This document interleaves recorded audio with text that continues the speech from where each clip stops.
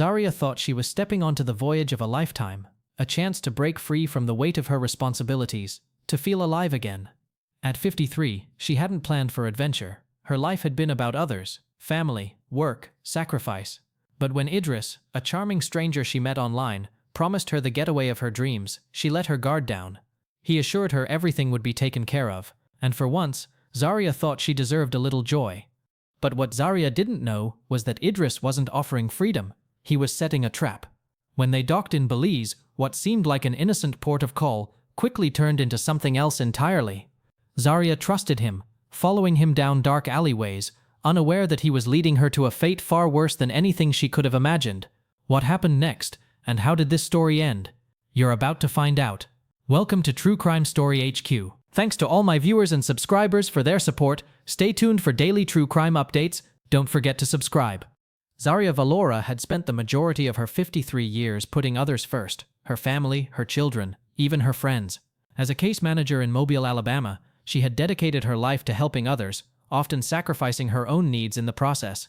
She was a woman defined by her responsibilities, caring for her 2 adult children, Amara and Tariq, and supporting the clients she worked with in a demanding, emotionally draining job. Her marriage to her ex-husband had been a long, difficult journey of unmet needs, silent arguments, and years of trying to make it work for the sake of her family. By the time she retired early, she felt like she had nothing left for herself. The divorce, though a relief, left her feeling like a shell of the woman she once was. Zarya had been the one to always give, always take care of others, always be the one to listen, to fix, to nurture. She'd given everything to her family, her time, her patience, and most of all her heart.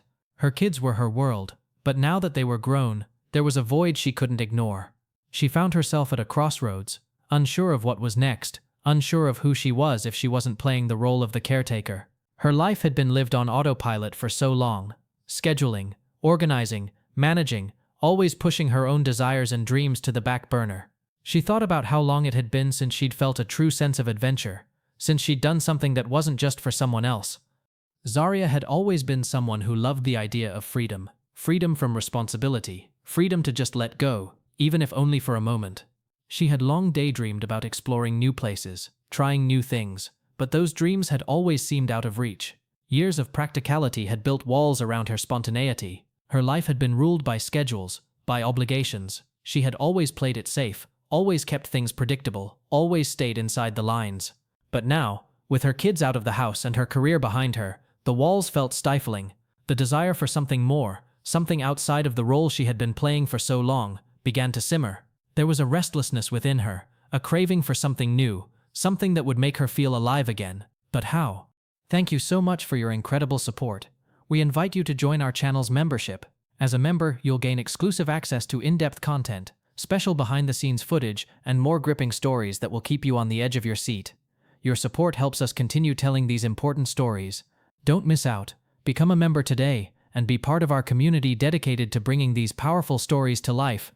One evening, as she sat on the couch scrolling aimlessly through her phone, Zarya stumbled upon a Facebook group for Black people over 50. It was a space where women could share their experiences, support each other, and most importantly, live a little outside the constraints of their daily routines. Zarya had never been one to dive into social media much, but something about this group caught her attention. She clicked the request button to join, not knowing it would be the first step toward changing everything. The group was filled with women sharing stories of resilience, laughter, struggles, and triumphs. It was a place where they could talk about everything from travel tips to life after 50, health struggles, and the challenges of balancing independence with family life. It was a space that felt unburdened by expectation. For the first time in a long while, Zarya felt like she wasn't alone. She could breathe. She could think about herself without guilt. It was in this group that Zarya first met Idris Laveau. At first, he was just another face in the crowd. A 41-year-old self-proclaimed wellness coach, Idris had posted a few motivational quotes and pictures of himself on hiking trips and exotic beaches. His smile was infectious. His words, smooth and encouraging, stood out in a sea of daily posts. He spoke about personal growth, wellness, and living life to the fullest. And for the first time in years, Zarya found herself reading his posts with interest. His comments were kind, respectful, and thoughtful. He asked questions about her life and took the time to genuinely listen to her responses. It wasn't just the usual small talk. There was a depth to his words that Zarya hadn't expected. He seemed to see something in her that she hadn't seen in herself for a long time. "I believe everyone deserves a chance to feel alive," he had written one afternoon in the group chat. "And sometimes it takes just a little push to get there. Life's short. Live it while you can." Zarya felt a tug in her chest. She wasn't sure why, but something in his words resonated with her. Maybe it was the way he seemed so confident in his own life, so assured that everyone could find their joy. Maybe it was the sense of freedom he exuded in every post. It was different from the heavy, responsibility-laden life she had grown accustomed to.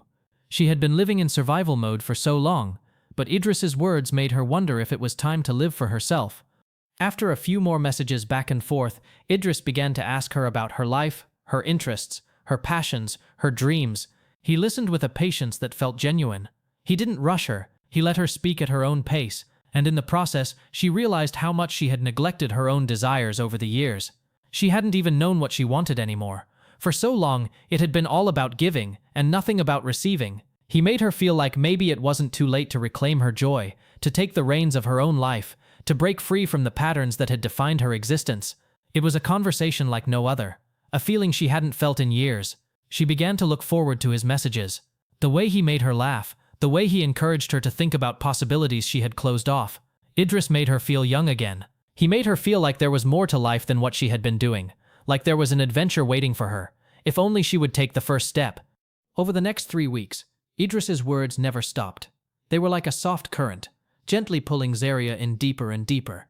He praised her in ways she hadn't heard in years, things she didn't even think were worth mentioning. Her stretch marks, the marks of strength, he called them. Her laugh, like music I didn't know I needed. He didn't just compliment her looks. He praised her soul, her kindness, the way she cared so much about others but never about herself. He was attentive, always checking in, asking how her day went, remembering every little thing she shared. He made her feel seen in a way that, over time, started to feel dangerous. It wasn't long before Idris dropped the idea of the voyage. "I'm planning a trip," he said almost casually. "Mobile to Belize City, a cruise ship experience. You deserve it." He spoke about it like it was no big deal, but to Zarya, it sounded like everything she had been yearning for. A break, a moment to breathe away from responsibilities, away from the constant pull of taking care of everyone else. At first, Zarya hesitated. The idea of traveling with a man she had just met online seemed risky, even reckless. She'd been taught to be cautious, to guard herself from strangers, especially those who seemed too good to be true. Idris was charming, yes, but he was still a stranger, a face on a screen, a voice over the phone. The red flags flickered in her mind, but they were buried beneath the mounting desire for something different, something new. Her whole life had been about stability and responsibility, about putting others first, making sacrifices without question. She had spent years caring for her children, staying in a marriage that drained her, pouring her energy into work and relationships that never seemed to give back. Adventure, freedom, those were just fleeting thoughts she would entertain at night before falling asleep, dreams she never thought could come true. But Idris, with his smooth words and endless praise, made her feel like maybe she had forgotten how to live, how to feel alive. When he mentioned the voyage, Zarya initially brushed it off. It sounded too good to be true, like something out of a romance novel that never really happened in real life. She could already hear the voices of her family, Amara, Tariq, warning her. What if it's not safe? What if he's not who he says he is? But Idris kept pushing in a way that didn't feel invasive, but almost like he was gently coaxing her back to life. He didn't push her to make a decision immediately. He let her think about it, letting the idea settle into her mind. Then he said the words that completely shifted everything. "I'll cover 70% of the expenses. You just bring your joy." Zarya's heart skipped a beat. The offer was tempting, yes, but it wasn't just the money that caught her attention. It was the way he made her feel, like she didn't have to worry about the details, the responsibilities that always weighed on her. It was as if he was giving her permission, not just to travel but to live, to step outside the box she had built around herself. Just bring your joy. The phrase echoed in her mind, striking a chord deep inside her. How long had it been since she'd done anything for herself? How long had she been caught in the cycle of obligation and duty? For once, she didn't have to be the responsible one, the steady one. She could be free. For just a moment, she could be Zarya. The weight of her life didn't have to follow her across the ocean. All she had to do was bring her joy. In that moment, everything shifted. The hesitation melted away, replaced by a longing she hadn't recognized until now, a craving for something she hadn't realized she needed so desperately. She hadn't felt joy in years. Not real joy. The kind that made you feel light, unburdened, like the world had opened up for you and you could breathe again. Idris had awakened something in her she thought she had lost, her sense of adventure, her desire to feel alive. This trip, this escape, wasn't just about the destination. It was about the chance to reclaim a piece of herself that had been buried under years of responsibility. She realized then that the real reason she was saying yes wasn't about the voyage. It wasn't about Idris either. It was about her need for something that was just hers, something she could hold on to that didn't require her to give or sacrifice. She had been living for others for so long, putting their needs first, that she had forgotten what it was like to want something purely for herself, and here, finally, was the chance to do just that. So, she let go of her doubts. Zarya booked the voyage.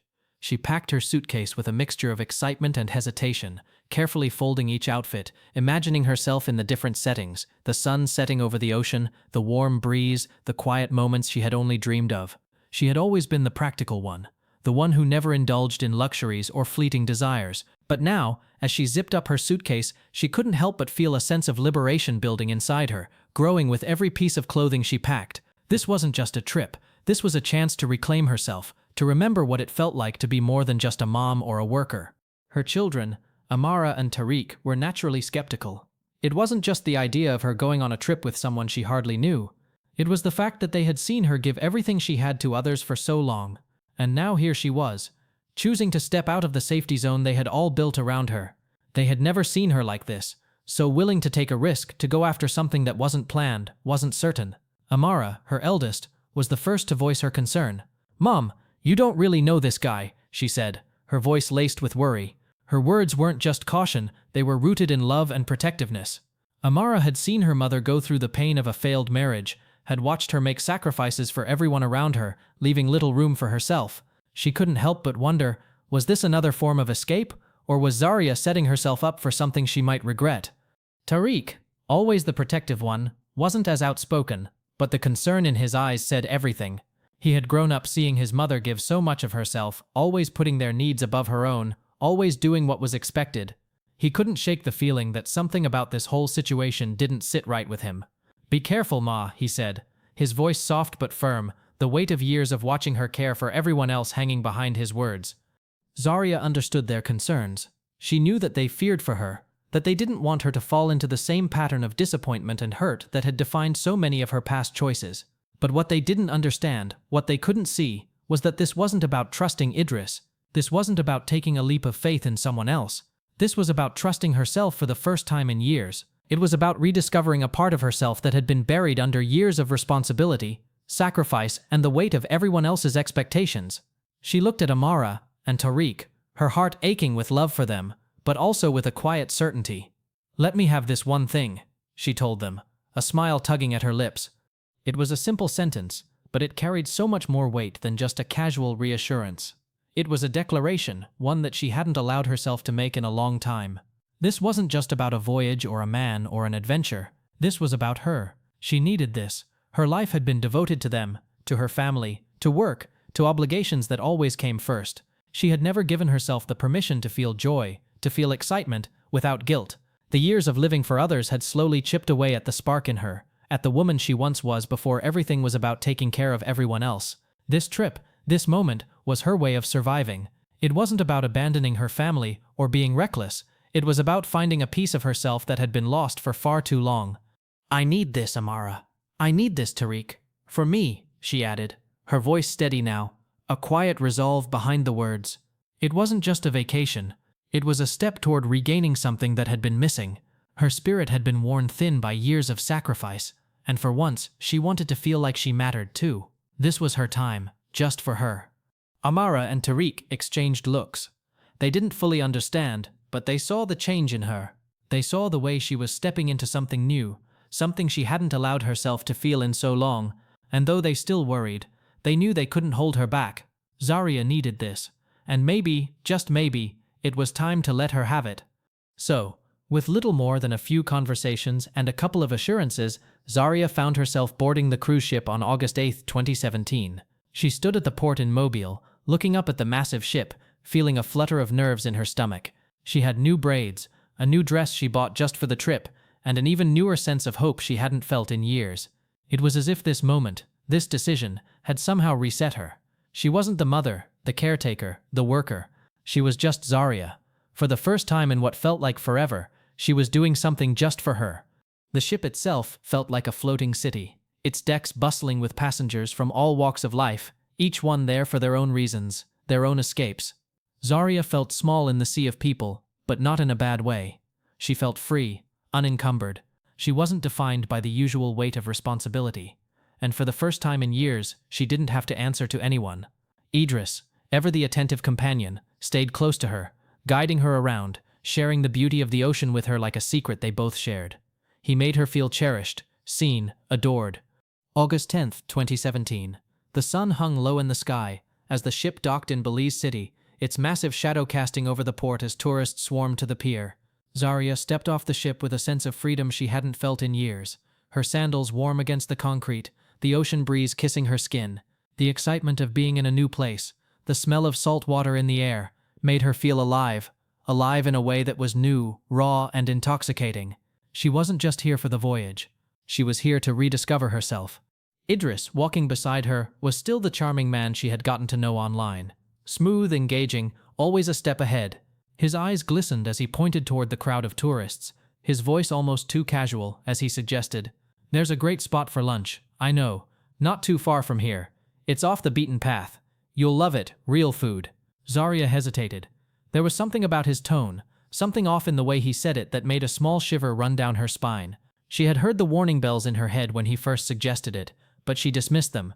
What harm could there be? She didn't want to spoil the fun, the excitement of the day.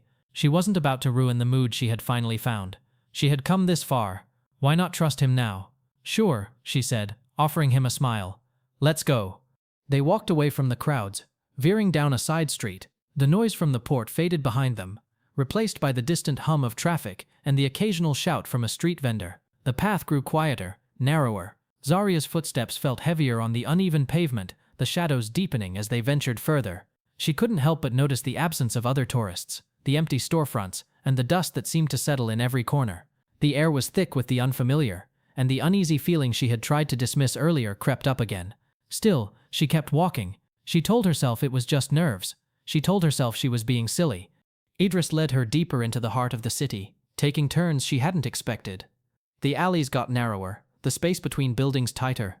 The vibrant energy of the city, once so welcoming, was now distant. They turned a corner, and there it was, a dark alleyway tucked between crumbling buildings.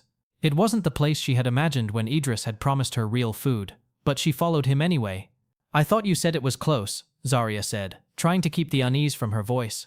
But Idris just flashed her a smile, a reassuring look that only made her more uncertain. "It's just around the corner," he said, his voice smooth, but Zarya could feel the edge in his tone now. She wasn't sure if it was him or her own nerves. They walked to the end of the alley, the sound of their footsteps echoing off the walls, and then, as if on cue, two men appeared from the shadows. They were standing by a metal door, tall, with expressions that didn't match the casual atmosphere Idris had tried to paint. The air between them seemed to crackle with tension. Idris didn't flinch. He didn't break stride. He gave a small nod to one of the men.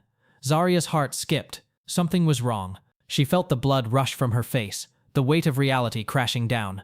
This wasn't a casual lunch spot. This wasn't a detour to real food. Her thoughts screamed at her to turn around, to run, but she couldn't move. Her legs were locked, her heart pounding in her chest. Idris, with that same practiced smile, turned to her. "Wait here," he said before he walked toward the men without a second glance. Zarya's heart was racing as the reality of her situation set in. Her mind struggled to process what was happening, but there was no denying it any longer. The man she had trusted, the man she thought she had found a connection with, was now the one causing her deepest fear.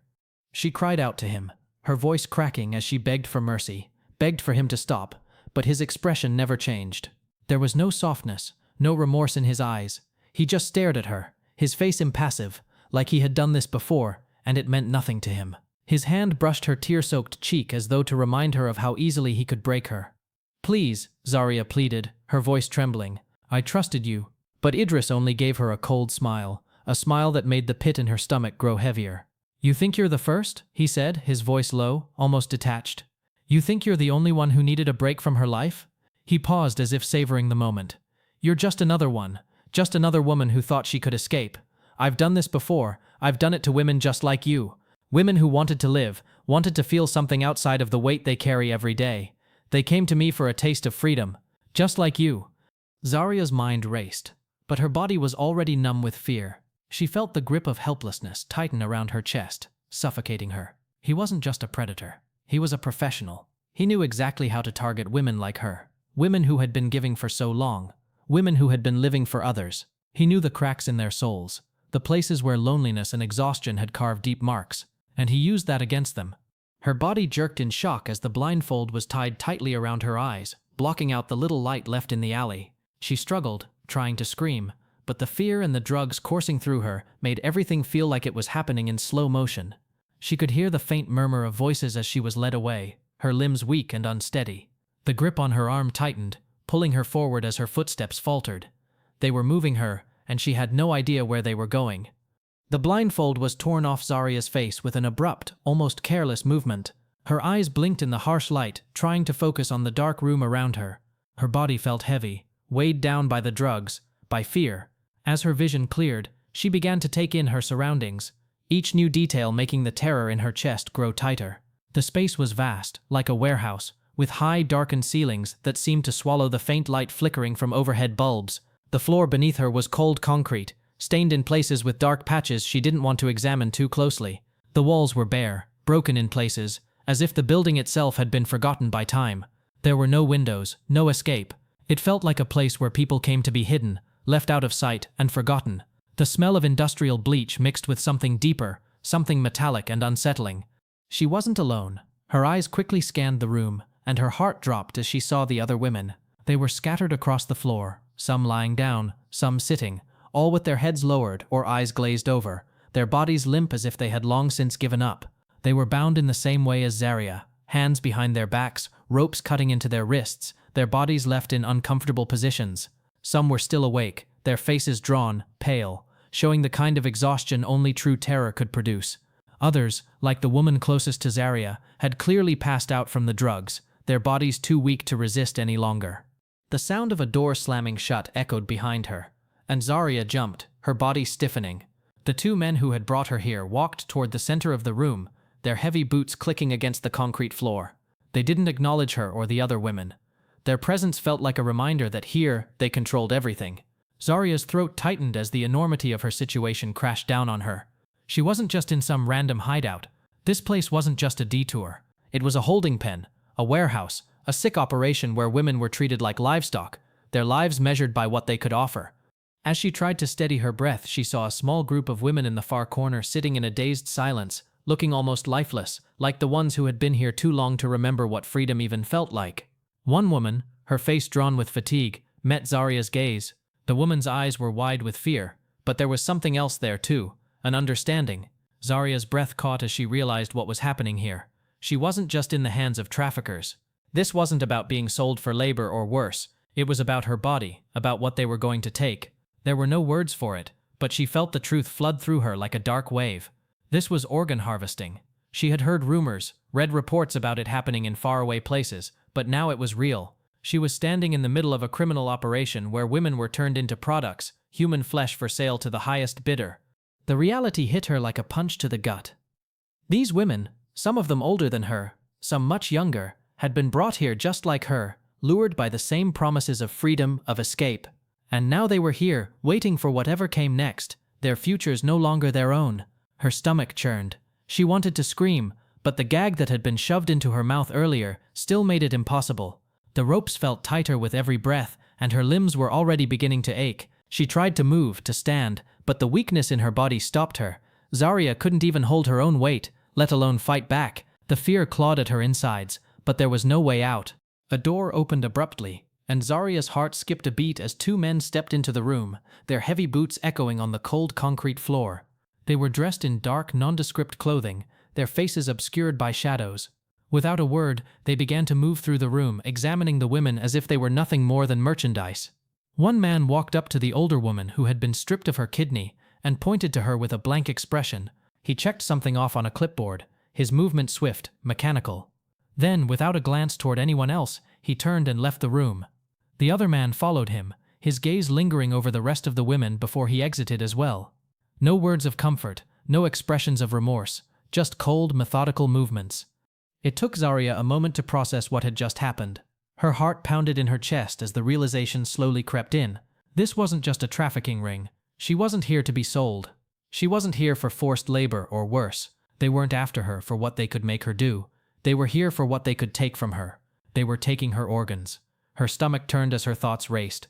The pieces clicked together. The women in the room, their condition, the absence of any care, the way the men had come in and treated them like inventory, pointing and choosing who would be used next. This was an underground organ ring. They weren't after them for sex or labor. They were harvesting their bodies, selling their organs to the highest bidder. Kidneys, livers, hearts, who knew what else? She had heard about it, read about it in the news, stories that seemed too horrendous to be true, but now she was living it. She was a part of it. Zarya's thoughts were interrupted by the sound of movement from one of the other women. A young woman, her face tear-streaked and swollen, shifted slightly, her eyes fluttering open. She looked around the room, taking in the sight of Zarya and the other women, the brokenness in their eyes matching her own. They were all in this together, and yet they were all alone. Zarya wanted to scream, to shout, to ask for help, but the words wouldn't come. The drugs, the fear, the shock, all of it combined, making it feel like her mind was drowning in a haze. Her breathing came in shallow gasps, but she forced herself to focus, to stay alert. She couldn't give up. Not yet. The silence in the room was broken by another man walking in. His steps slow, measured. He had a clipboard in hand, ticking off names and noting things down.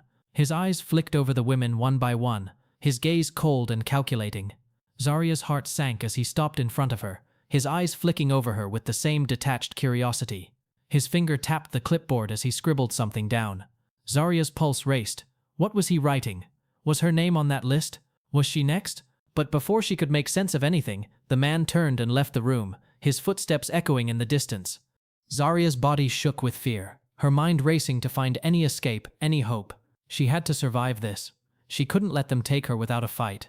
She strained against the ropes binding her wrists, trying to move, trying to free herself, but the pain in her limbs was overwhelming. She could feel the blood circulation being cut off, her fingers numb. The room spun around her as she tried to focus, to keep herself awake. She couldn't let herself be weak, couldn't let herself be another number in this nightmare. And then she heard it, a faint whisper from across the room. Another woman, her voice trembling with fear. "We're just numbers here, just pieces of flesh to them." Zarya turned her head slowly, trying to find the source of the voice. The woman's eyes met hers, and there was something in her expression, a knowing. She wasn't just a victim here. She had been here long enough to understand the brutal truth of this place. Zarya swallowed hard, her throat dry, her voice barely a whisper. "What happens to us?" she managed to ask. The woman closed her eyes, her head hanging low. "They take what they need, and then they throw us away." The words hit Zarya like a cold slap. This wasn't a place for rescue. There was no hope of being saved by the authorities or anyone else. This was where women came to disappear, to be used up and discarded when they had nothing left to give. She had to get out. She had to survive. And yet, as she looked around at the others, the truth settled in her chest like a stone. She wasn't sure how long she could keep fighting. She wasn't sure if there was even a way out. But Zarya knew one thing for certain. She wasn't going to let them take everything from her without a struggle. They knew exactly how much to sedate her without putting her completely under. She felt everything, every movement, every cut, every inch of her body that was sliced open. She could hear the men's voices in the background, the clink of metal tools, but it all felt distant, like she was watching it happen to someone else.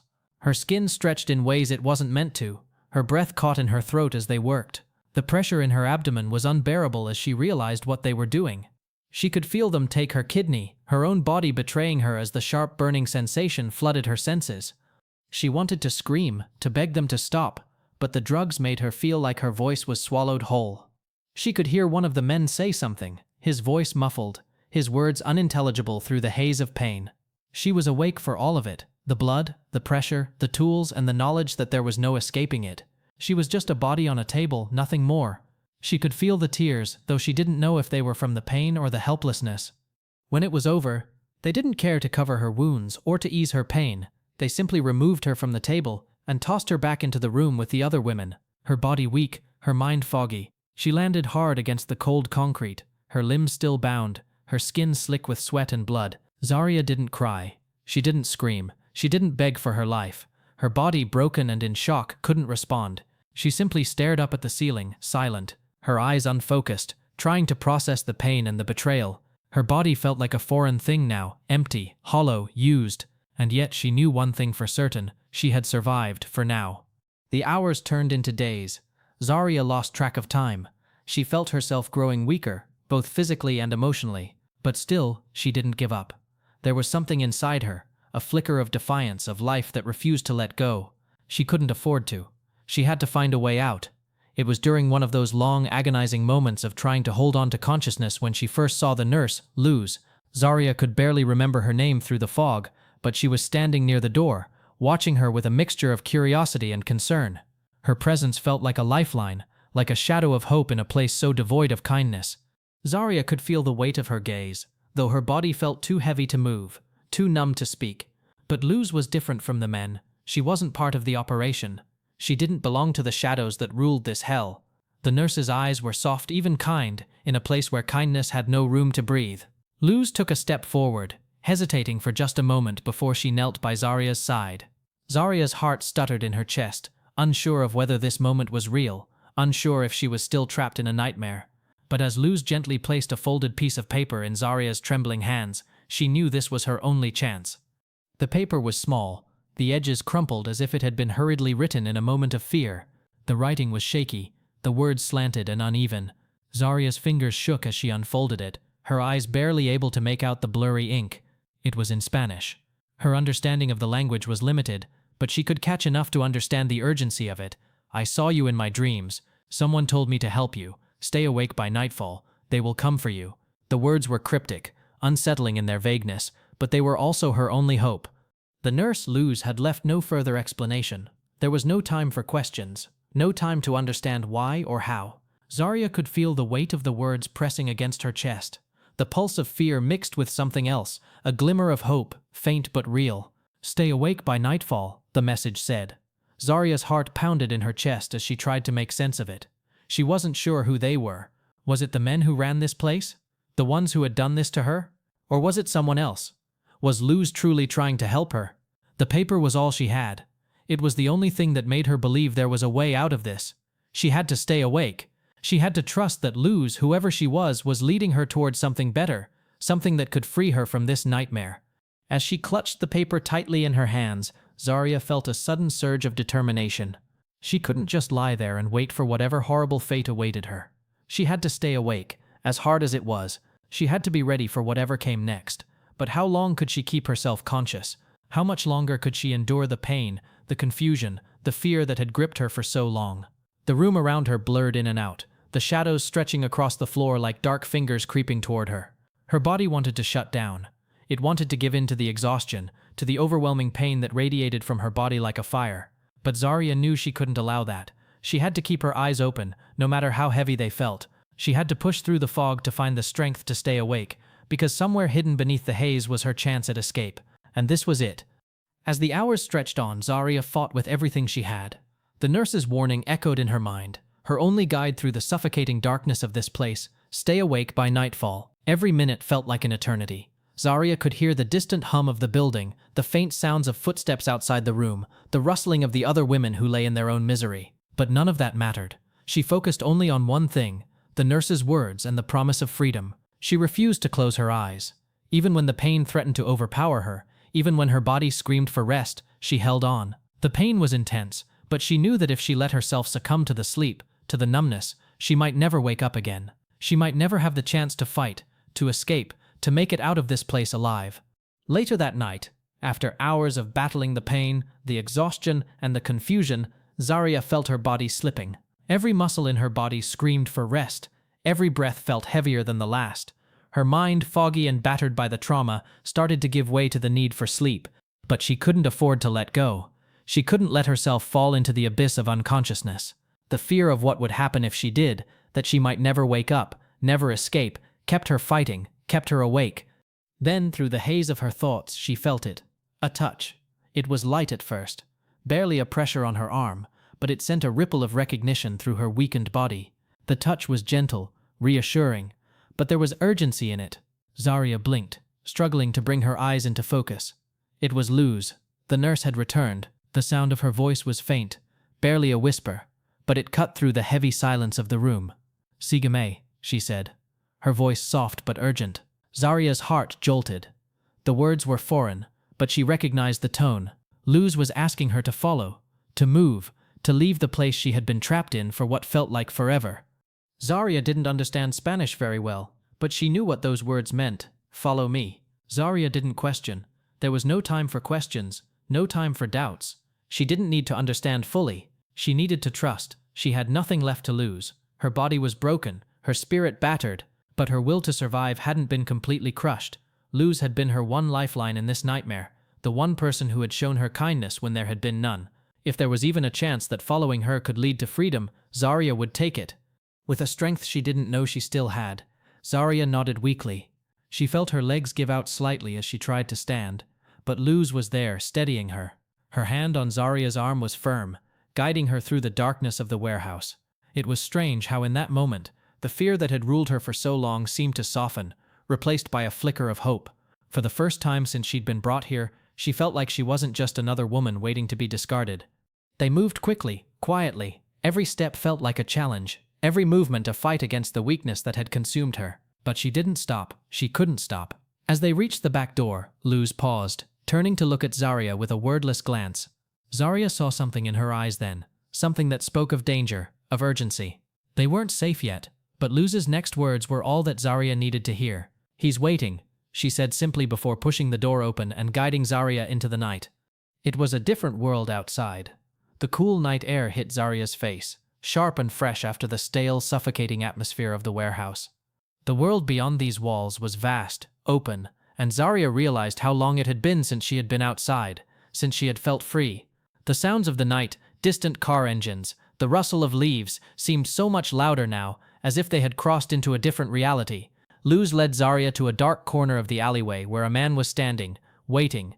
His presence was almost invisible at first, blending into the shadows, but when he moved, his silhouette became clear. He was tall, solid, his face hidden under a baseball cap, but there was no mistaking the quiet authority in his stance. Zarya had no time to wonder who he was or how he fit into the plan. Luz's hand on her arm gave a final reassuring squeeze. She had trusted this man, and in that moment, Zarya had to trust him too. "This is Javier," Luz said, her voice barely above a whisper. Zarya didn't understand the full weight of the introduction, but the man, Javier, seemed to recognize her confusion. He didn't speak at first. He simply nodded, his face grim but kind as he stepped toward her, his hand reaching out to steady her as she wavered. Without a word, Javier took Zarya's arm, leading her away from the alley. Her legs shook beneath her, the overwhelming exhaustion making it harder to keep her balance, but his grip was strong and steady, guiding her through the dark streets. As they moved, Zarya felt a strange sense of relief, but also the weight of the unknown pressing down on her. She didn't know where they were going. She didn't know who this man was or what he intended to do, but Luz trusted him, and that was enough for Zarya. They moved through the quiet streets, passing by closed shops and empty cars. The air was thick with the smell of salt water from the distant ocean, the faint hum of the city night pressing in on her. Zarya could hear the soft crunch of gravel under their feet as they walked. Every step felt like it could be their last, every corner a potential danger. But the only thing she could focus on was the fact that she was moving away from the nightmare, away from the cold, sterile rooms and the men who had treated her like nothing more than an object.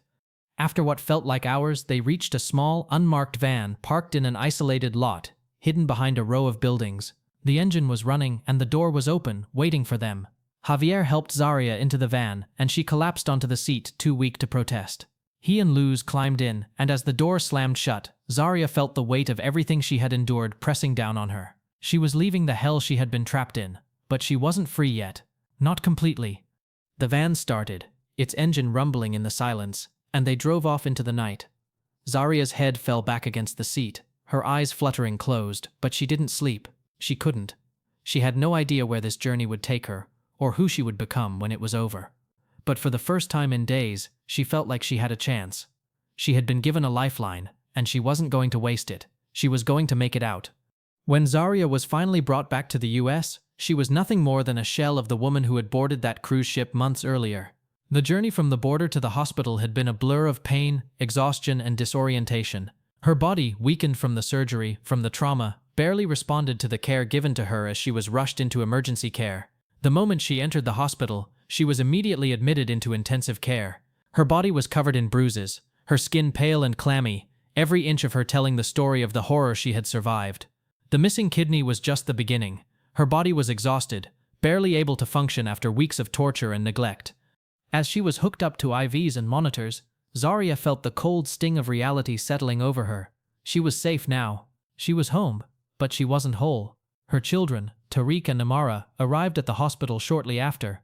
Tariq, who had been in constant contact with the FBI, had not left her side for long, working tirelessly behind the scenes to ensure that the man who had done this to her would never hurt anyone again.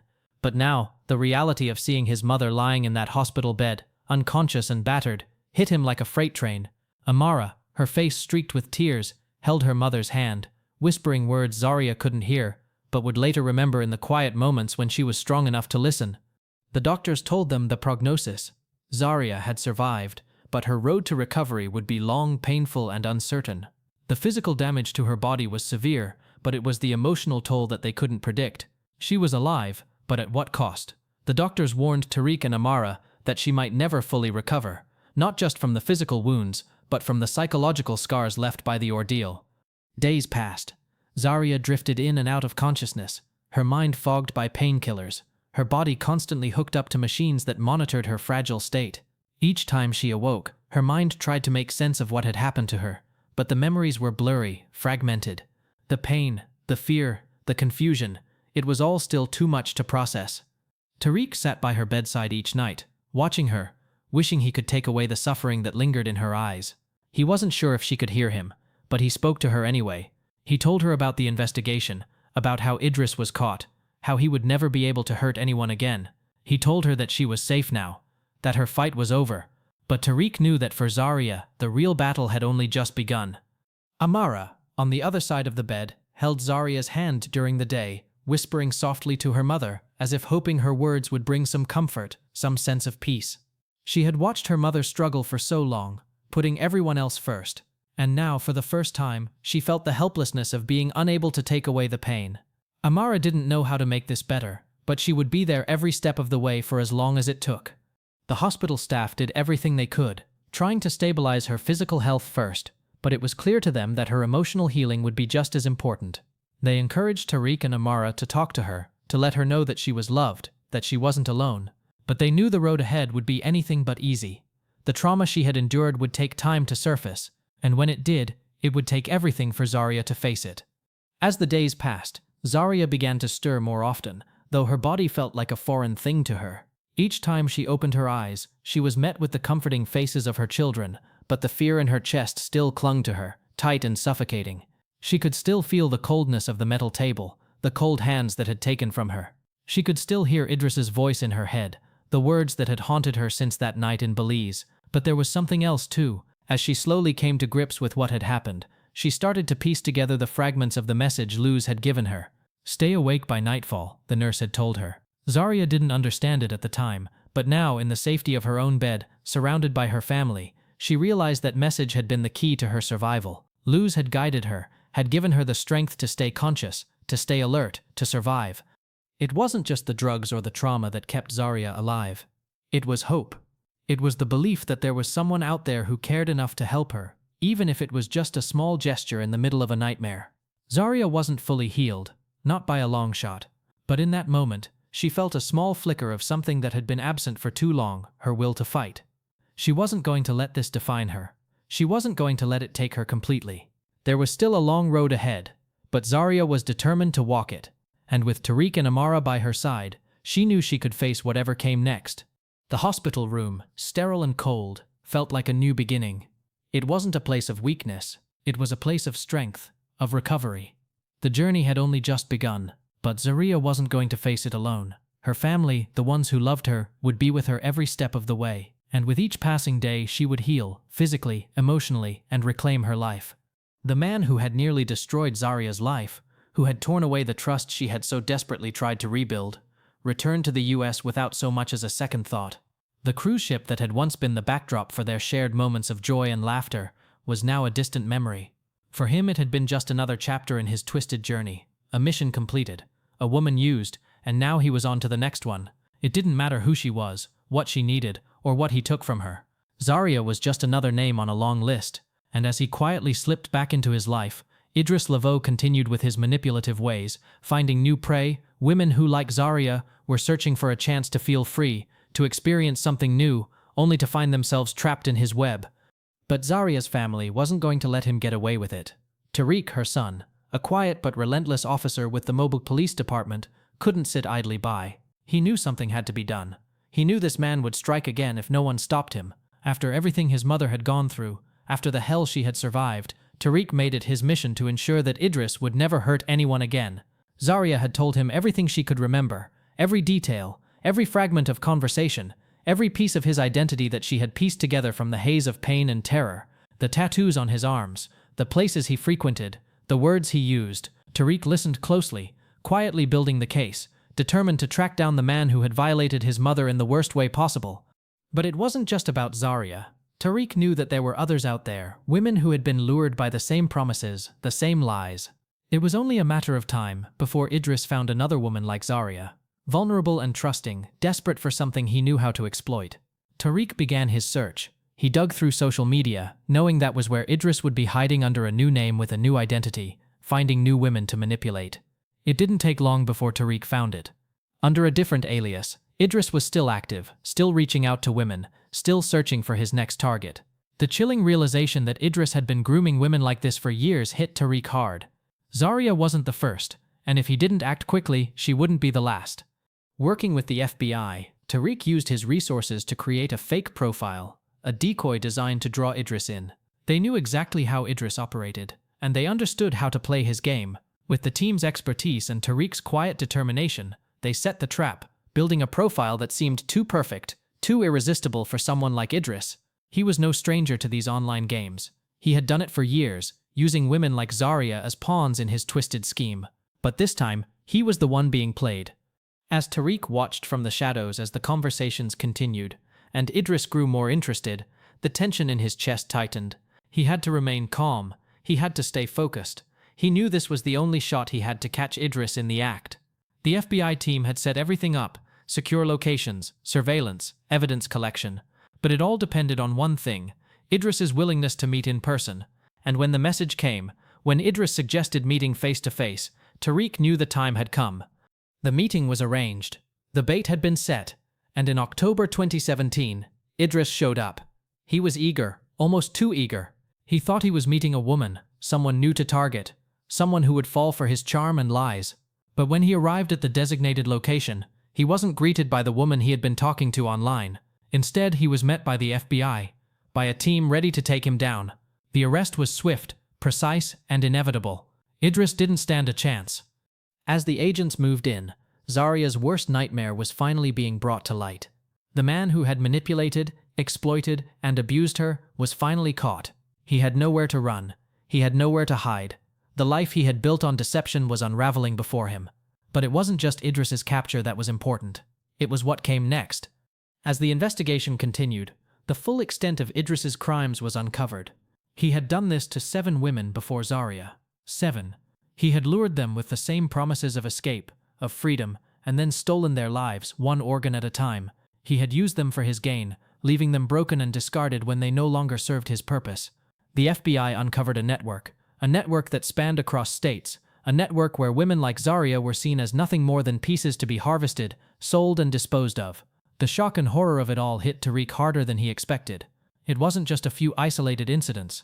Idris had been part of something much larger, much more dangerous. But the arrest, the trial, the charges, they were a start. Justice was being served, and Tariq wouldn't rest until it was finished. Idris was sentenced.